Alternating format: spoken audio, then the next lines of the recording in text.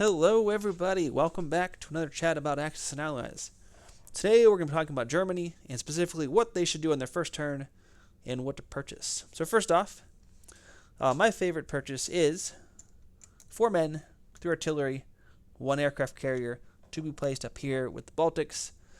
I find this will balance long-term success against Russia with the land units, while really buoying your Baltic fleet so that Britain can't just come in and kill that fleet and then just do whatever they want.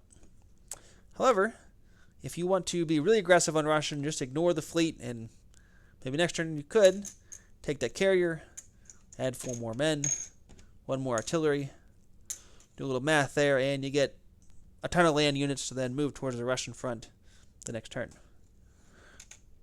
Another option is, if you kind of want to do a bit of both, you're worried about the British, build 2 planes the first turn.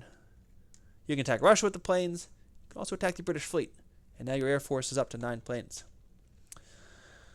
Lastly, what if you're going to go for Britain first or America first, something crazy? Well, in that case, you got to build your navy up quick because you got to get moving. And so there's only 2 options. Option A, you're going to maximize your land forces. I would build 1 aircraft carrier and 3 transports. Understanding that you need the aircraft carrier, you need a little bit of defense, just because there's just too many planes, otherwise they can just wreck your fleet. Option B, if you want to instead focus on really killing Britain's navy, you still build a transport, you want to start to threaten them, but either build 2 carriers or a carrier and 2 subs with the transport. This gives you the most sea attack. The aircraft carriers, they don't give you a lot of attack. What they do, though, is it means all of your planes are going to casually go into the big sea battle whenever you do attack. So just gives you the flexibility there. In any case, most players are probably not going for Britain or America first. But if you are, those are some ways to do it. This is my most common build when I'm playing. That being said, a lot of what you do will depend on what Russia does. But in any case, you want to take Karelia. Western Russia, maybe. If they take Belarusia or Ukraine, you got to take those back. Western Russia is hard to hold. So if they leave a lot of tanks there, and artillery, it's great to kill them. Or same with the Caucasus. You're never going to hold those on turn 2. They're going to counterattack and take them back. But if you can kill some expensive units, that's great. If you can kill a Russian plane, always awesome. So consider maybe something here, but understanding there's going to be a back and forth. And then lastly, Egypt. So I am a huge proponent of taking Egypt first on the first turn because A, you want to get the money going in Africa, and B, there's a real problem if you don't. If you don't take Egypt in the first turn, Britain can they can take their destroyer and plane. They have this massive navy now to fight against Japan. But worse, they could take that same fleet and park it right here. And that's not what you want. That creates a whole bunch of trouble for you.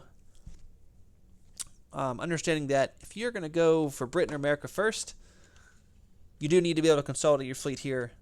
So you're just going to have to let that happen. But otherwise, that's really not what you want. And so your much better play is to come in here and hit Egypt hard. When I say hard, I mean you're going to take your transport here and your battleship. Take a man and maybe the artillery or the tank. Bring these guys after they land. And I'd recommend bringing at least a couple planes. To do it right, you have to make sure you take it. You don't want to lose planes. I recommend bringing a fighter and a bomber. Like I said, we're going heavy here. And we're going to take Egypt casually. Don't need good rolls. Just get a bad roll. Still take it. Kill the destroyer, kill that air force, and then lastly, this battleship has to die. You have 1 sub here. You got a bunch of little planes. Whoever's not going to fight the Russians, send them all. Keep them going. Keep sending the planes. Alright, guys. And then for your non-combat moves, at this point, you got to be real careful up here. If Russia has a nice force, you don't always want to park the biggest force next to them. Or if you do, don't put half your guys in Belarus and half in Ukraine. You really got to concentrate in one spot. Don't get a bunch of tanks killed. Don't get the artillery killed. And then just be judicious where you land your planes.